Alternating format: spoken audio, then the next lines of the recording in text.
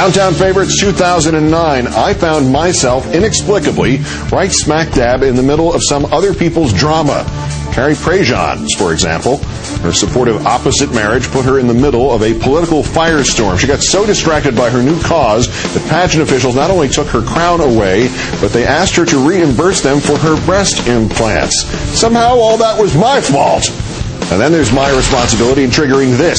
Taiwanese journalists say, I'll see your puppet theater and raise you a Tiger Woods shady husband animation extravaganza.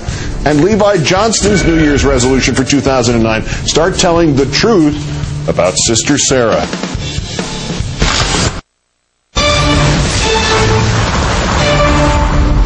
It's the time of the year to appreciate those near and dear, find comfort and joy in family and friends, to make nice with the almost in-laws.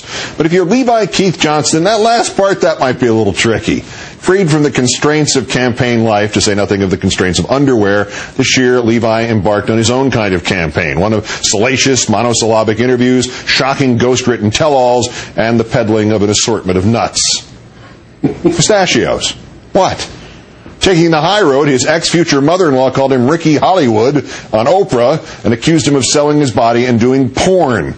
That alone was enough for Mr. Johnston to earn a spot among Countdown's favorites, but the lesson of Levi should not be taken lightly. Sometimes it takes a 19-year-old hockey player turned nude model from Alaska to remind us revenge is a dish best served cold. And don't forget the nuts. She means a lot to me. I'd do just about anything for her, but I really don't think I would vote for her if she ran for president. Whether the engagement was real or just a stunt to spare her having to run for vice president as the mother of an unwed mother, Sarah Palin continues to discover what can happen when somebody you used as a prop starts to talk. I mean, she's very smart, but I just don't think she can handle the stress level as governor. I don't think she can handle it as president or vice president. Our third story in the countdown, the governor's office went into action to respond to Palin's would-be former son-in-law, Levi Johnston, after he talked to investigative political journalist Tyra Banks. One issue, whether the governor thought her daughter was practicing abstinence. So she knew that you guys were active. Yeah. You think she knew? I'm pretty sure she probably knew. How are you pretty sure she knew? She didn't. I'm pretty smart. And so there were just wardrobe malfunctions? I guess. Yeah? Yeah. Really? Yeah, I guess so. Every time you practice safe sex? Yeah. Every time? Every time. Levi? Most of the time. Most of the time. There you go. I said I didn't live there. I stayed there. I was like, okay, well, whatever you want to call it. I had my stuff there, so if you want to call it staying there, that's fine. But you had all your things there, yeah, toothbrush, pajamas, yeah, stayed there every night. For a while, yeah. So they're lying. Yeah.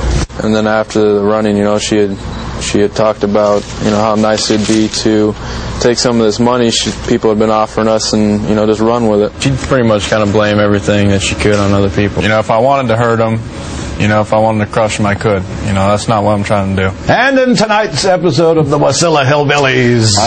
How did it happen that Levi Johnston turns into a Sarah Palin whistleblower? He goes by the name Ricky Hollywood now. So if that's the case... Did Sarah ever make any sexual advances towards you?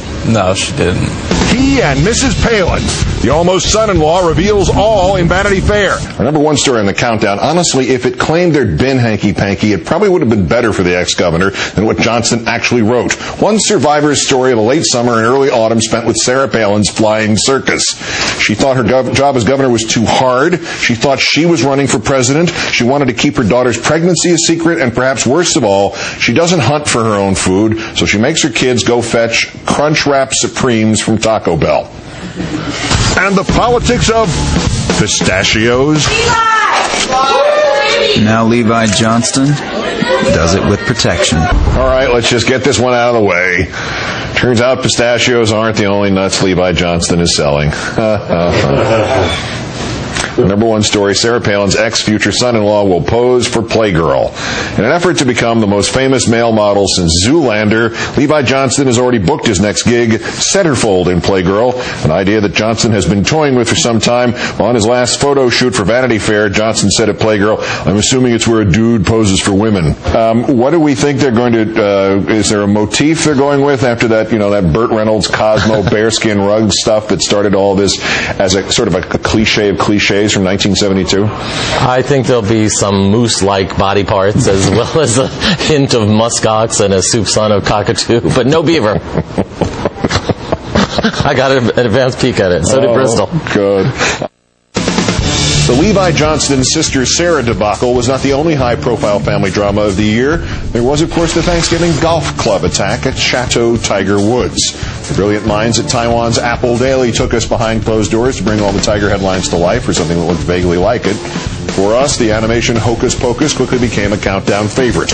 And then there was the fall of Carrie Prejean, from beauty queen to defender of opposites to ex-beauty queen, with an extensive video library, and sort of spoke for itself.